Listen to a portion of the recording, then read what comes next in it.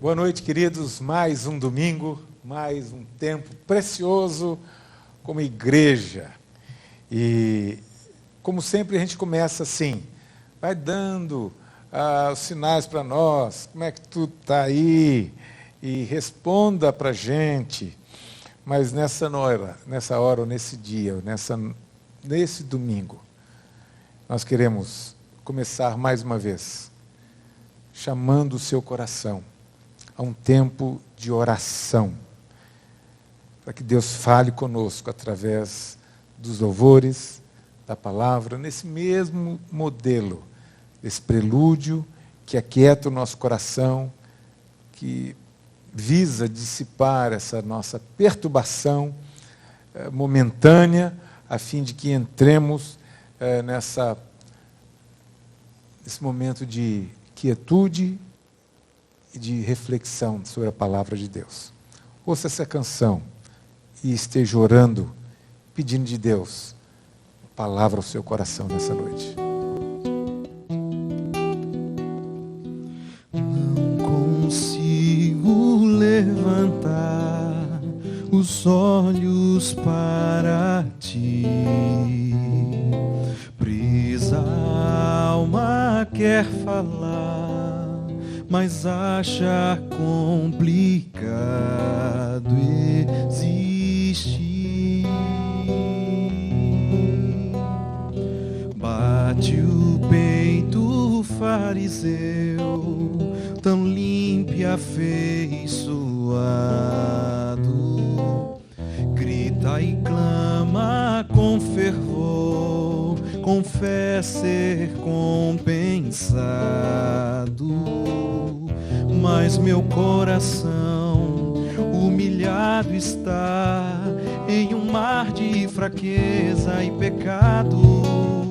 Como posso, pois, olhar para ti ou erguer minha voz, majestade?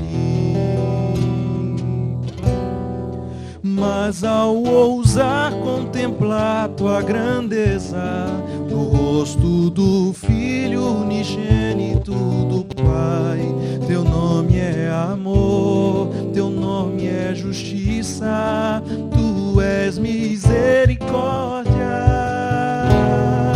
Bem perto estás dos que estão em pedaços, tu vês a verdade nos olhos dos teus, profunda graça sobre eles despeja, por Cristo teu Filho amado.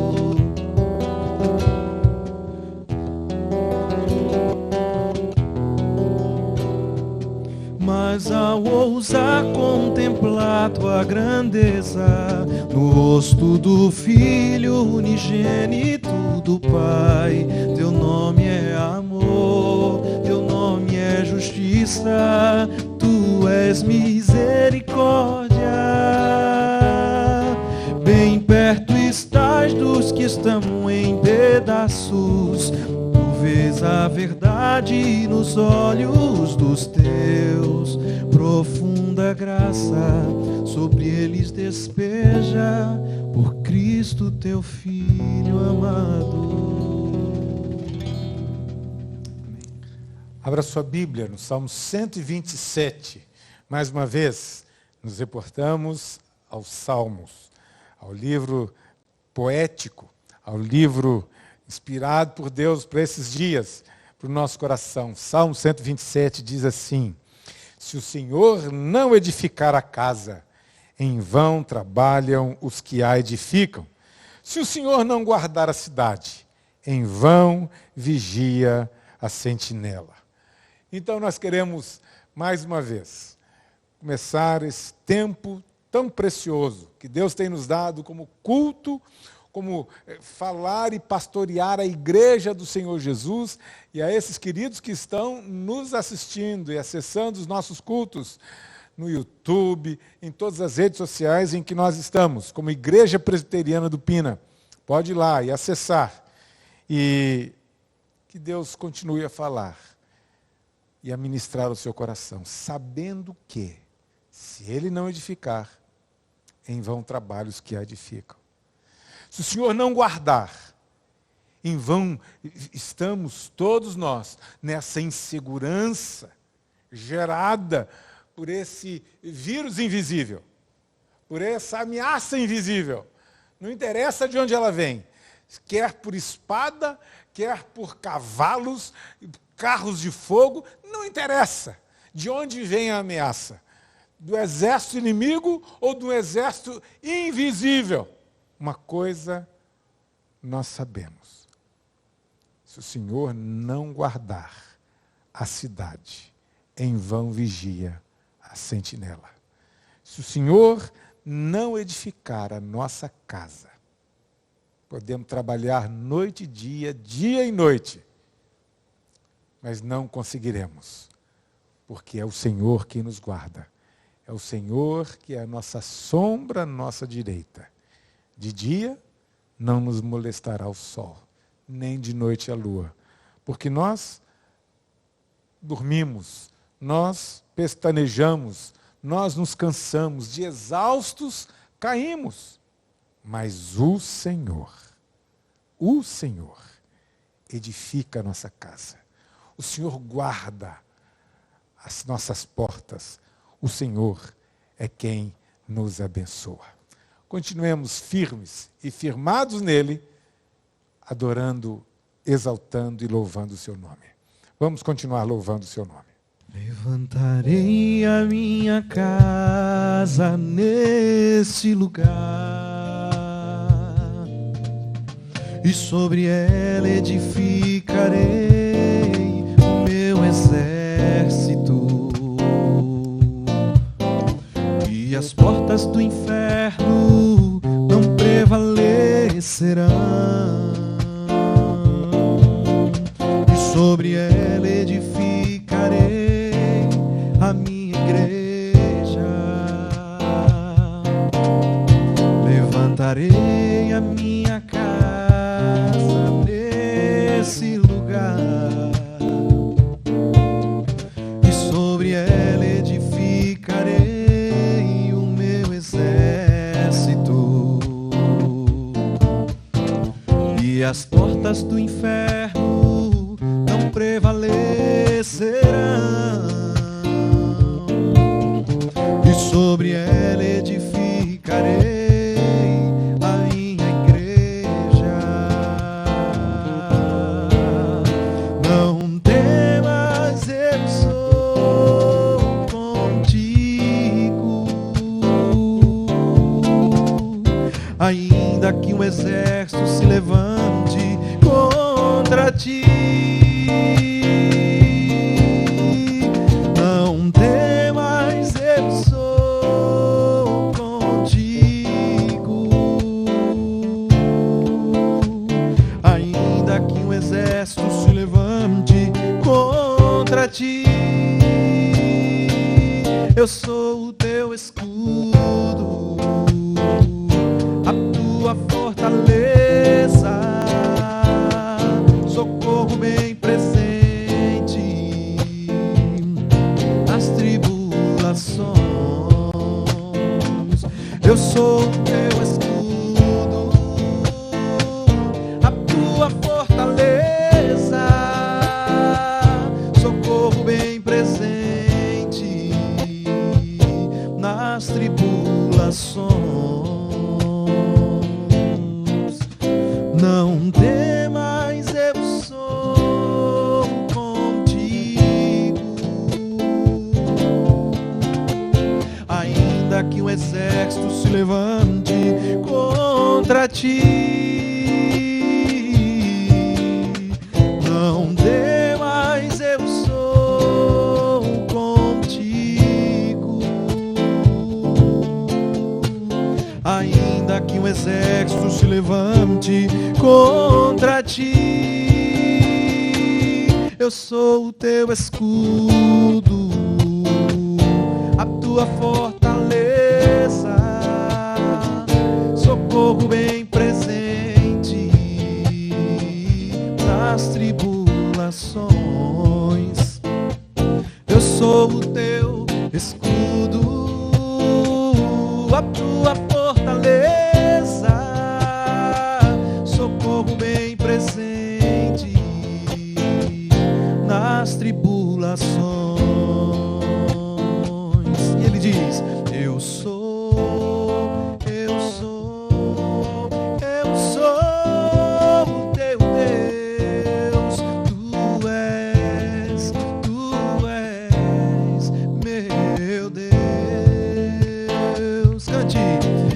Eu sou, eu sou, eu sou o teu Deus, tu és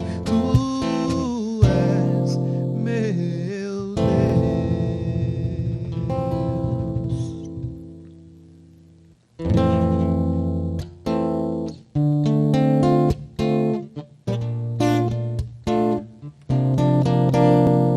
De todas as provas que eu já passei, é bem difícil, Senhor, a gente ter que ouvir acusações do vil tentador. Lembranças do passado vêm e querem me fazer parar, ou mesmo palavras de alguém que não quer na gente acreditar.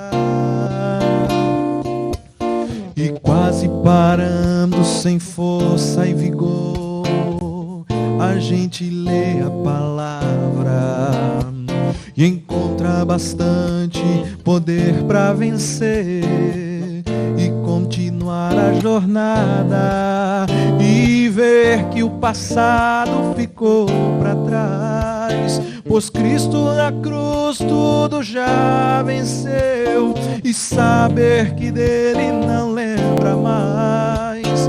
Eu canto pra glória de Deus.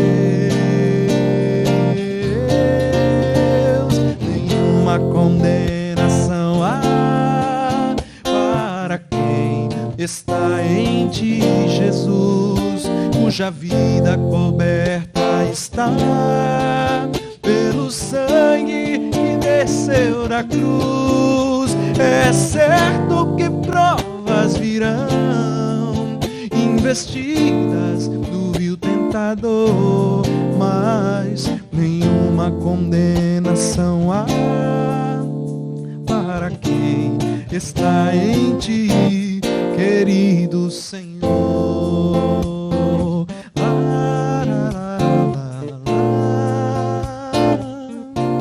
Querido Senhor.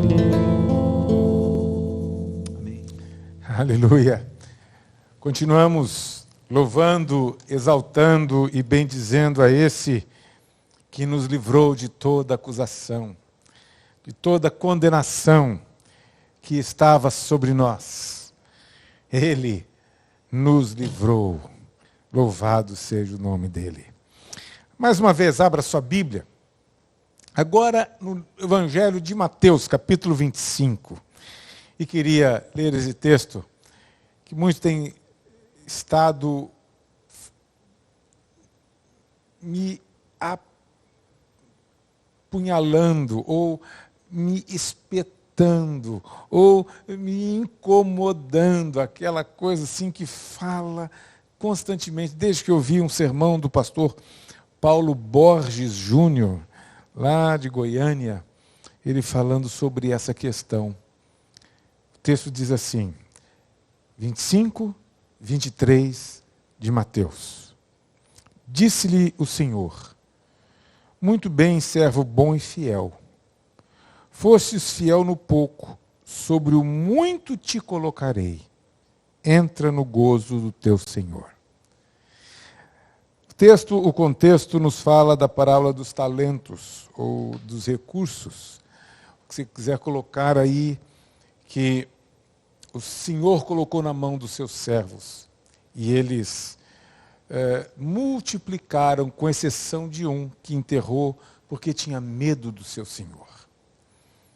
E todos eles que multiplicaram, que foram fiéis, no pouco que receberam, a palavra que Paulo Borges Júnior mencionou foi essa: não fomos nós que tivemos o muito, não fomos nós que arrebanhamos ou arrecadamos o muito, mas foi o Senhor que nos colocou sobre o muito. Fosse fiel no pouco, servo bom, sobre o muito eu te colocarei. A diferença está aí. Quando nós somos fiéis no pouco, é o Senhor quem nos coloca sobre o muito. Quando somos fiéis no pouco, é Deus quem nos dá o privilégio e Ele nos confia maiores riquezas, maiores talentos, maiores bens. Porque fomos fiéis no pouco, sobre o muito eu vou te colocar. Por isso que o texto que nós lemos semana passada, falando sobre os recursos, também quem é fiel no pouco, é fiel no muito, quem não é fiel no pouco, também não é fiel no muito, vem nos mostrando essa dificuldade que muitas vezes tem. Quando eu tiver, quando eu receber, quando eu... Quem não for fiel no pouco, não vai ser quando as coisas melhorarem, não será quando... não. Quem não é fiel no pouco, quando recebe o muito, tem o mesmo espírito para lidar com as riquezas, com os talentos, com os dons. Mesmo espírito. O coração não é generoso, o coração é fechado. Então também não será fiel no muito. Nessa hora, está aparecendo aí na sua tela as contas que a igreja possui, na Caixa Econômica e no Bradesco. Seja generoso, seja fiel no pouco, porque o Senhor nos colocará sobre o muito. O Senhor nos dará a quantidade necessária para continuarmos sendo fiéis a Ele em tudo. Dízimos e ofertas, algo que está sendo ensinado para nós em toda a Escritura, desde Gênesis. A oferta de Abel, tudo nos é falado desde o início, porque Deus tem interesse em nos instruir sobre esse valor tão importante para a vida cristã. Ser fiel no pouco, sobre o muito te colocarei.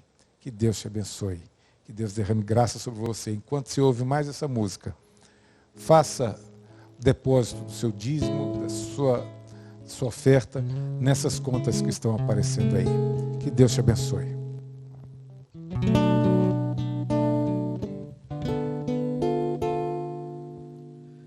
Quem nos separará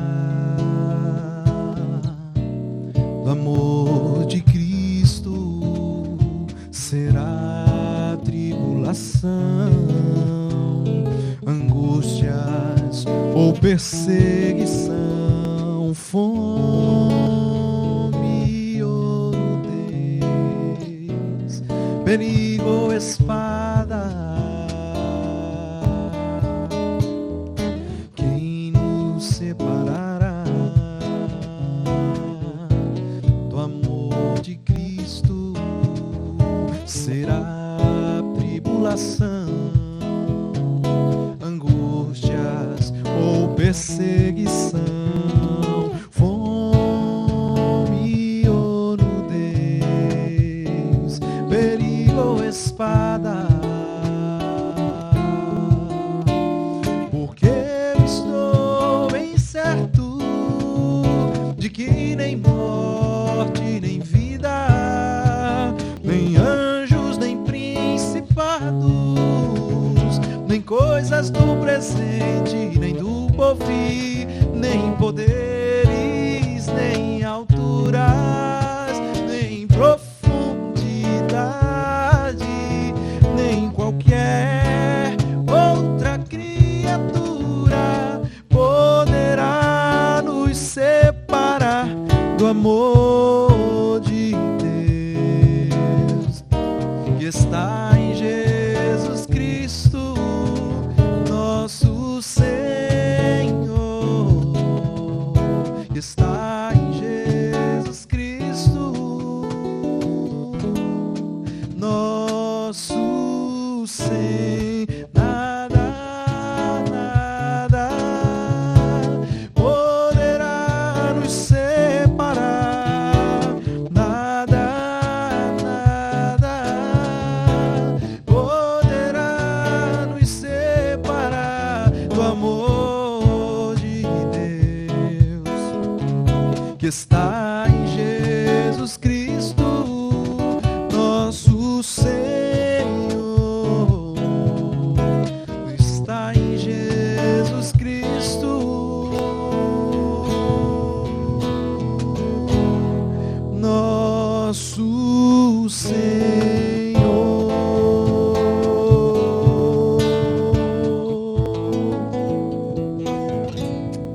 Amém, amém. Que bênção, irmãos, poder nos reunir aqui mais uma vez para aprendermos da parte do nosso Deus.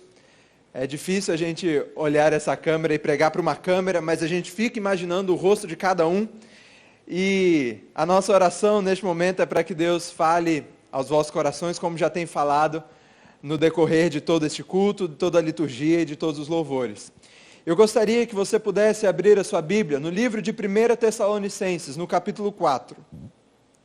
Primeira carta de Paulo à igreja de Tessalônica, primeira carta no capítulo 4, e nós vamos ler do versículo 13 até o versículo 18. 1 Tessalonicenses, capítulo 4, do versículo 13 até o versículo 18. Amém? Vou fazer a leitura e peço para que os irmãos acompanhem e mantenham a Bíblia aberta mesmo depois da leitura. E a palavra do Senhor vai dizer assim: Não queremos, porém, irmãos, que sejais ignorantes com respeito aos que dormem, para não vos entristecerdes como os demais, que não têm esperança.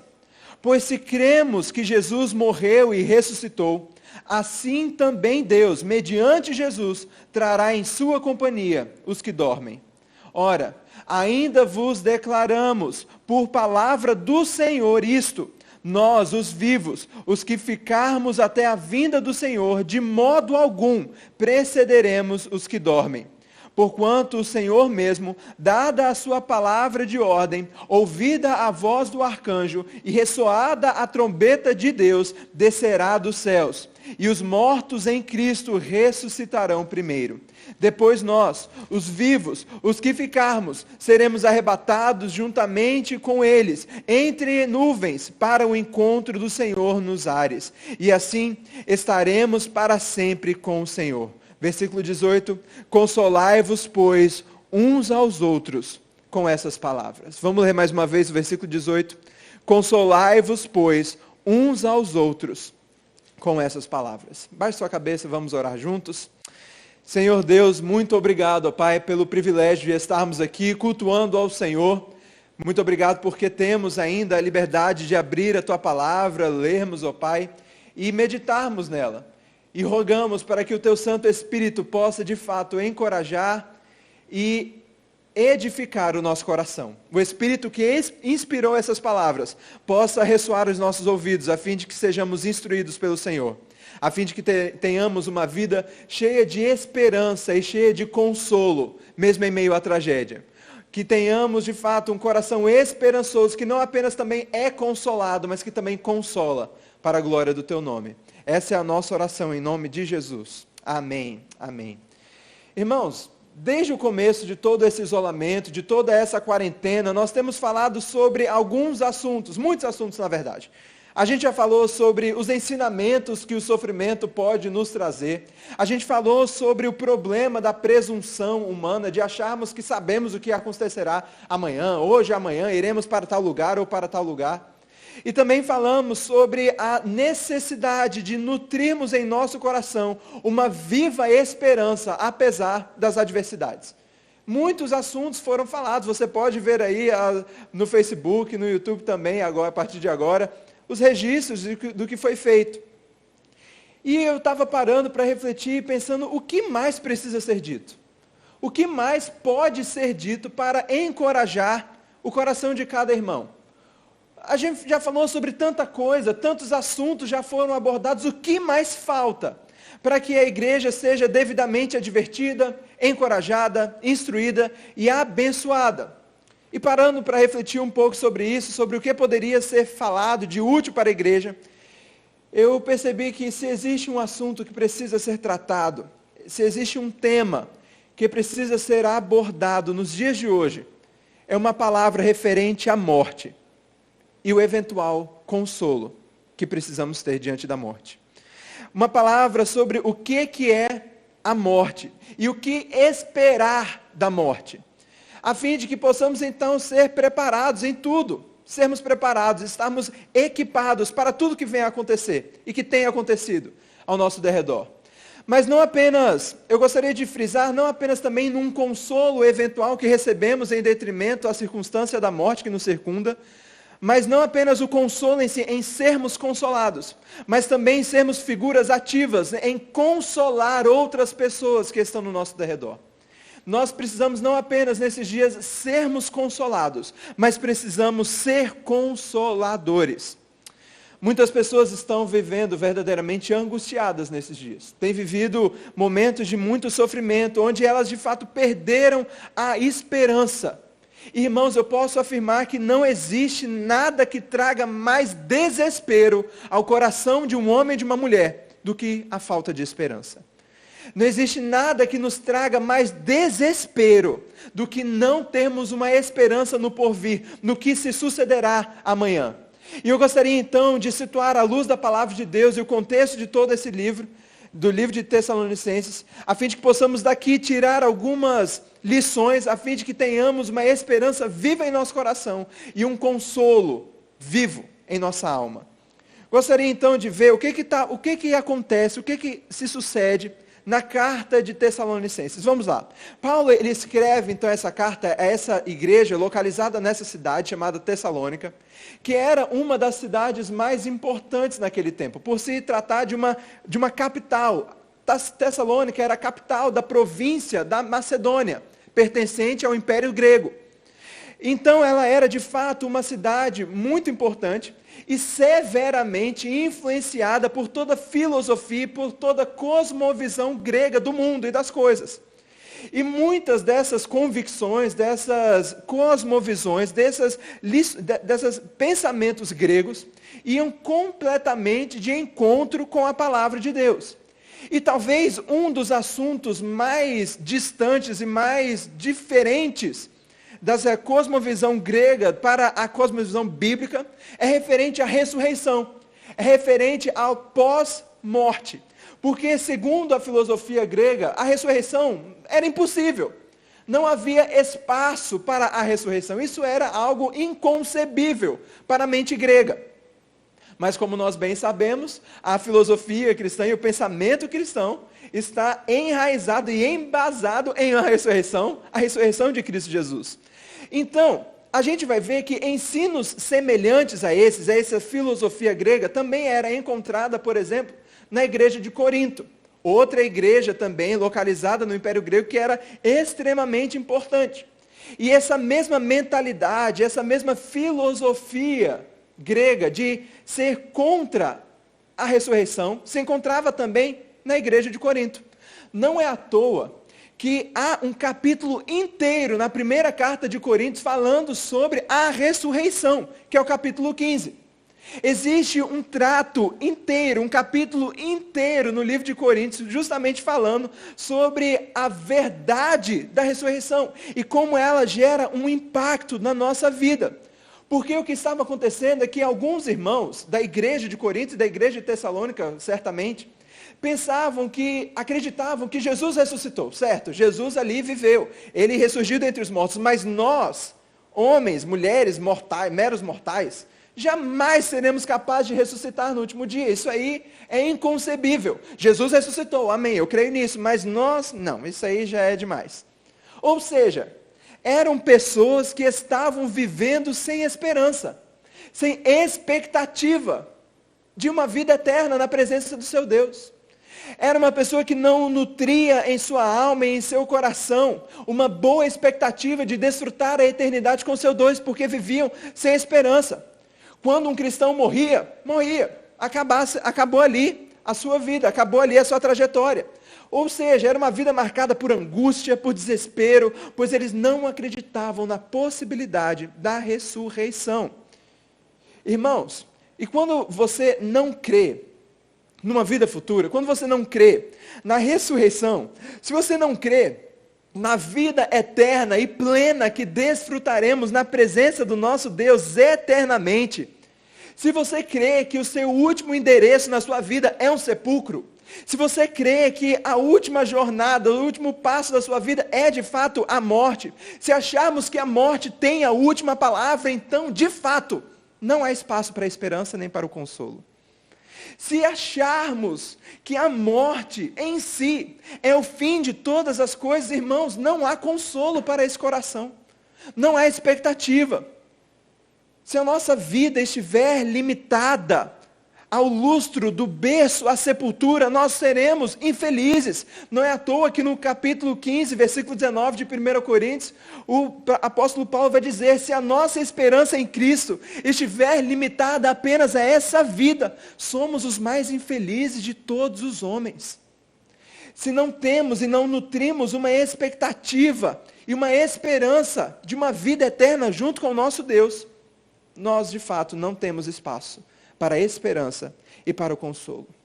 E é justamente por isso que, voltando aqui os nossos olhos para o texto de 1 Tessalonicenses capítulo 4, versículo 13, é exatamente por isso que Paulo vai dizer àqueles irmãos: não queremos, ele vai dizer, não queremos, porém, irmãos. Ele está se dirigindo justamente àqueles irmãos da igreja, pessoas crentes no Senhor Jesus.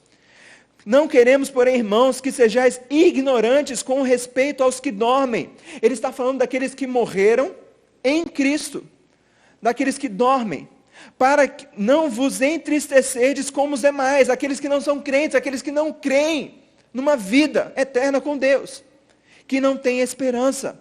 O que Paulo está confirmando aqui, irmãos, é que nós devemos nutrir em nosso coração uma expectativa de uma vida com o nosso Deus, a fim de que sejamos esperançosos, tenhamos esperança e consolo na presença do nosso Deus.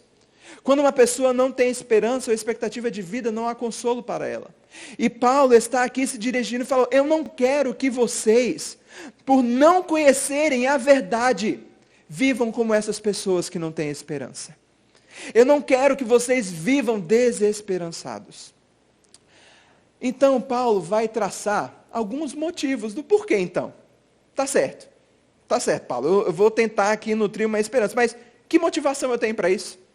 Que motivação para a esperança em meio à morte tenho eu? E ele vai então traçar muitas razões do porquê nós precisamos e devemos ter esperança e consolo, mesmo em meio à tragédia, mesmo em meio a morte. Existem muitos motivos aqui, mas eu vou destacar apenas 2 por causa do tempo que temos aqui. E o primeiro deles está no versículo 14, quando ele vai dizer: pois se cremos que Jesus morreu e ressuscitou, assim também Deus, mediante Jesus, trará em sua companhia os que dormem. Irmão, sabe por quê? Numa hora triste como essa, nós podemos ter esperança e consolo, porque a primeira verdade que encoraja o nosso coração é porque a morte não é a última palavra. Porque a morte não é um sinal da derrota. A morte não é sinal de fracasso. Perceba, irmãos, comigo, como é curioso o termo que Paulo usa aqui. Ele, ao se referir àqueles crentes no Senhor Jesus que morreram, ele vai falar àqueles que dormem. Ele vai falar aqui no versículo 14, no finalzinho. E ressuscitou, assim também Deus, mediante Jesus, trará em sua companhia os que dormem. Ele usa o termo de dormir, de sono, aqueles que morreram em Cristo Jesus, porque, irmãos, a morte para os cristãos é como um sono. A morte para o cristão é como um sono, porque quem dorme, descansa. E quem dorme, vai acordar. Quem dorme, vai acordar. A morte não tem a última palavra sobre a nossa vida. A tragédia da morte não é a última palavra. A morte não significa um ponto final na nossa trajetória. Não é o fim de todas as coisas, muito pelo contrário, é um começo de uma vida eterna que desfrutaremos na presença do nosso Deus. A morte não é sinônimo de derrota e ela não tem a última palavra. O que Paulo está dizendo aqui para nós, queridos irmãos, é que nós não precisamos fazer conjecturas, não precisamos ficar vislumbrados aí pensando o que vai acontecer com aqueles que dormem em Cristo, porque temos da parte de Deus uma revelação, uma orientação, e Ele diz que aqueles que dormem serão ressuscitados com Cristo. Serão ressuscitados com Cristo. Não há a última palavra e podemos então nutrir essa convicção e essa confiança esperançosa no nosso coração de que a morte não tem a última palavra. Irmãos, a morte não tem poder, pois o aguilhão da morte, a arma da morte foi destruída, foi tirada. A morte foi vencida por Jesus Cristo na cruz do Calvário. Cristo matou a morte ao ressurgir dentre os mortos. A morte foi tragada, a morte foi vencida pela vitória. Isso é a verdade de Deus exposta à nossa vida. A morte não tem a última palavra. E por isso nós temos essa esperança e esse consolo no nosso coração. O que o texto aqui nos ensina, queridos irmãos, é que aqueles que morrem em Cristo não são fracassados, não são derrotados, pois desfrutarão de uma eternidade na presença do seu Deus. Isso deve gerar esperança e consolo no nosso coração, mesmo diante da morte. Mas o segundo motivo, outra verdade, segunda verdade que eu vou destacar aqui, que encoraja o nosso coração a termos uma esperança viva e um consolo latente em nosso coração, está no versículo 16. Vou ler o versículo 15, mas com ênfase no versículo 16, quando ele diz: ora, ainda vos declaramos, por palavra do Senhor isto, nós, os vivos, os que ficarmos até a vinda do Senhor, de modo algum, precederemos os que dormem. Versículo 16, preste atenção. Porquanto o Senhor mesmo, dada a sua palavra de ordem, ouvida a voz do arcanjo e ressoada a trombeta de Deus, descerá dos céus, e os mortos em Cristo ressuscitarão primeiro. Irmão, sabe por que você pode ter um coração esperançoso e consolado em meio à morte? Por causa da segunda vinda de Cristo Jesus. Por causa da promessa que nos foi dada, que o Senhor virá nos buscar. Irmãos, que verdade bendita registrada aqui nesse texto. Que verdade gloriosa. Para uns, irmãos, esse dia aqui descrito será o dia mais jubiloso, alegre, glorioso da nossa existência. E para outros, será o dia de maior desespero e angústia. Mas Jesus voltará. Jesus voltará. Irmãos, quando Ele voltar, Ele colocará sobre os seus pés todos os seus inimigos. Ele veio, Ele se encarnou, Ele morreu, Ele foi sepultado, Ele ressuscitou, voltou à direita do Pai, mas Ele voltará. E de que maneira Ele voltará? Ele voltará de maneira repentina, de maneira inesperada, Ele voltará de maneira inescapável, Ele voltará gloriosamente. E todo joelho se dobrará e toda língua confessará que o Senhor é Deus. Ninguém estará ausente disso, queridos irmãos. Todos hão de comparecer diante do tribunal glorioso do nosso Deus. Os grandes e os pequenos, os reis e os vassalos, os ricos e os pobres, os religiosos e os não religiosos, todos estarão na presença dele e serão julgados justamente pelo justo juiz. Irmãos, diante disso, não existe certeza mais importante do que saber do que seu nome e o meu nome está escrito nesse livro da vida. Não existe verdade mais confortante do que saber que naquele último dia o Senhor nos chamará pelo nome para desfrutarmos a eternidade ao lado dele. Isso, irmãos, faz com que o sofrimento de hoje seja nada. A morte que deparamos hoje, irmãos, como a gente lamenta tudo isso que tem acontecido. Como a gente chora com os que choram. Mas saiba e tenha convicção de que esse choro não se compara com a glória que desfrutaremos e testemunharemos nos céus. Irmãos, o nosso nome está escrito no livro da vida. E quando Jesus voltar e nos chamar para junto dele, nós então adentraremos as portas da Canaã celestial, onde não há sofrimento, não há choro, não há luto, não há sofrimento, não há doença, não há crise, não há pandemia, não há Covid, não há dor, não há tristeza, porque as coisas velhas se passaram, eis que tudo se fez novo. Irmão, você pode ter essa segurança. Você pode ter essa convicção. Louvado seja o nome de Deus por isso. Amém. E diante disso você pode pensar: que bom, olha que mensagem maravilhosa, consoladora, esperançosa, olha aí, que coisa boa. Eu vou então tenho uma esperança latente, grande no meu coração, olha aí que coisa boa. Mas não para por aí. Gostaria que você lesse comigo o versículo 18. Diante dessa certeza e diante dessa esperança que nos foi exposta, agora tem uma missão para você. Agora existe uma responsabilidade que você precisa ter. Versículo 18 vai dizer: consolai-vos, pois, uns aos outros com essas palavras. Consolai-vos, pois, uns aos outros com essas palavras. Em primeiro lugar, eu gostaria que você, nesse momento, aí da sua casa, onde quer que você esteja, talvez você esteja com esse coração apertado e com esse coração aflito, preocupado. Eu quero encorajar o seu coração para que agora mesmo, neste instante, você corra para os braços de Jesus Cristo. Você corra para os braços do Senhor, porque somente nele encontramos o verdadeiro descanso para a nossa alma. Somente nele. Ele é a vida, mesmo em meio à morte. Ele é o consolo, mesmo em meio às lágrimas. Nele há esperança e há consolo, porque nós temos a glória de dizer, como Paulo diz: para mim o viver é Cristo e o morrer é lucro. Se vivemos, pois, para Deus, vivamos. Se morremos para o Senhor, morramos. Quer, pois, vivamos ou morramos, nós somos do Senhor. Se lance para os braços dele. Mas o convite e a exortação que eu gostaria de falar ao seu coração é para que você não seja apenas uma pessoa consolada, mas seja um consolador.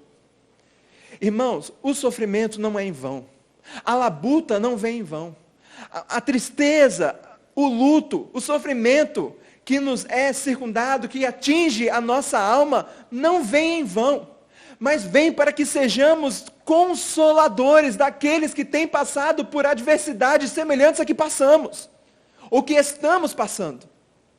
Nós precisamos não apenas: oh Senhor, estou tão triste, vem aqui me consolar. Oh Senhor, está uma situação tão difícil. Oh Senhor, está tão complicado. Pai, me dê aqui esperança. Irmãos, nós já temos esperança. O texto já revela para nós. Temos motivo para nutrir uma esperança na nossa alma e no nosso coração. Já somos consolados por essa verdade bíblica. E agora você vai fazer o quê? Cruzar os braços? Não. Não adianta simplesmente ficar resmungando: oh Senhor, eu quero ser consolado. A situação da saúde, a situação política, a situação da economia está tão complexa, Senhor, me consola. Mas nós precisamos também, irmãos, ser consoladores. E não precisa de muita coisa não. Mande uma mensagem. Ligue para a pessoa: irmão, como é que você está? Talvez você saiba de pessoas que têm passado por privações nesses dias, têm passado por limitações, seja na área financeira, seja na área da saúde física, e não custa nada, querido irmão, você abrir o seu telefone, mandar uma mensagem, fazer um telefonema e dizer: irmão, eu quero orar pela sua vida. Precisamos aprender a consolar, não apenas a sermos consolados. Irmãos, é muito bom a gente ser consolado, não é? É muito bom quando a gente está ali sofrendo, passando por uma bronca, uma limitação, uma adversidade, e uma pessoa vem nos encorajar, ou então nós lemos a palavra de Deus e somos profundamente confortados pela palavra. Irmãos, como isso é bom para nós. E por que nós muitas vezes nos privamos de ser esse instrumento para consolar aqueles que são ao nosso redor? Que não sejamos apenas consolados, mas consoladores para a glória do nome dele. Eu gostaria de ler um texto que eu estava conversando com o Carlos hoje, um pouquinho antes do culto começar, e lá no 2 Coríntios, segunda carta aos Coríntios, no capítulo 1, no versículo 3, no versículo 4, vai dizer o seguinte: bendito seja Deus, o Deus e Pai de nosso Senhor Jesus Cristo, o Pai de misericórdias e Deus de toda consolação. É Ele que nos conforta em toda a nossa tribulação, para podermos consolar o que estiverem em qualquer angústia, com a consolação com que nós mesmos somos contemplados por Deus. Irmãos, nós somos consolados para consolar. Nós somos tratados para tratar. Nós somos curados para orarmos e rogarmos por cura, para a glória do nome de Deus. Irmãos, o sofrimento, ele não se limita a si mesmo, mas para que através dele sejamos canal de bênção para aqueles que também sofrem.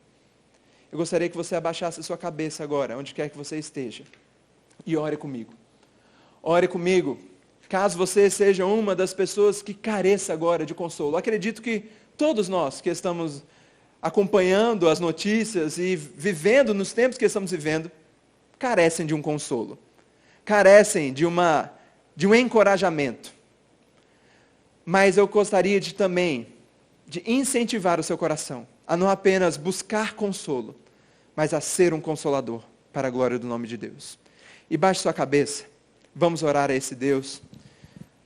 Senhor Jesus, nós te louvamos e te agradecemos, porque o Senhor, de fato, tem manifestado graça sobre nós. É impossível, Deus, lermos um texto como esse que nós acabamos de ler e não sentirmos em nosso coração uma esperança latente, porque sabemos que a morte não tem a última palavra, porque sabemos que a morte não é um sinônimo de derrota ou de fracasso, não, mas é apenas uma fase em que, em breve, é apenas um pulo para uma eternidade que viveremos ao teu lado. Senhor amado, nós te glorificamos e nós te rendemos graças, porque a morte foi derrotada pelo Senhor na cruz do Calvário. Não existe mais vitória na morte de modo nenhum, mas o Senhor destruiu o aguilhão da morte. A morte foi vencida, foi tragada pela vitória. O Senhor é quem conquistou a morte e destruiu a morte para que tenhamos vida eterna ao teu lado. E por isso nós estamos confiantes e cremos que a morte não é a última palavra, não é o nosso último endereço, o sepulcro não é o nosso último endereço, mas é uma eternidade junto contigo, ó Pai. E por isso nós te rendemos graças e por isso nós temos esperança no nosso coração. E também te rogamos e exaltamos e glorificamos, porque sabemos que apesar da morte, o Senhor voltará, e o Senhor ressuscitará aqueles que dormem, porque o Senhor, de fato, nós não estamos aqui limitados à nossa humanidade, nós não fomos feitos para simplesmente nascer, crescer e morrer aqui nessa terra, mas fomos escolhidos, fomos salvos, somos justificados para viver uma vida eterna ao teu lado. Irmão, e meu Deus, não há certeza maior, não há convicção mais confortante do que saber que o nosso nome está escrito no livro da vida, de que o nosso nome está escrito no livro eterno, e que desfrutaremos essa vida contigo. Pai, como isso nos consola, como isso gera esperança no nosso coração, mas o clamor que também fazemos a Ti, ó Pai, neste momento, é para que sejamos instrumento de consolo àqueles que sofrem. Não sejamos apenas homens e mulheres consolados, mas consoladores para a glória do Teu nome. Nos ajuda, Pai, a chorar com os que choram e se alegrar com os que se alegram. Coloca, ó Pai, esse estímulo na nossa alma de irmos ao encontro daqueles que carecem, seja através de um telefonema, seja através de uma mensagem, seja através de uma oração, seja através de qualquer coisa, irmãos. Tantas coisas existem, tantos instrumentos, tantos meios, tantas ferramentas que o Senhor nos deu. E Pai, nos ajuda a ter uma motivação e uma vontade mesmo de fazer isso para a glória do Teu nome. Essa é a nossa oração, em nome de Jesus. Amém. Amém. Vamos então encerrar mais este momento, agradecendo a Deus por esse tempo juntos. Que Deus abençoe cada irmão. Igreja do Senhor Jesus, Igreja Presbiteriana do Pina e todos os queridos que têm nos acessado os nossos cultos, que o Senhor continue a falar ao seu coração e lhe abençoar poderosamente a sua vida, a vida de sua família. Que Deus abençoe o seu lar. Que a graça do nosso Senhor e Salvador Jesus Cristo, o amor de Deus, o nosso Pai, e as ternas consolações do Espírito estejam convosco. Convosco permaneça, alimentando a esperança que temos sobre a morte. Porque Jesus venceu a morte. Nós também venceremos, para a glória, honra e louvor do seu nome, desde agora e para sempre. Amém. Deus abençoe, querido. Grande abraço.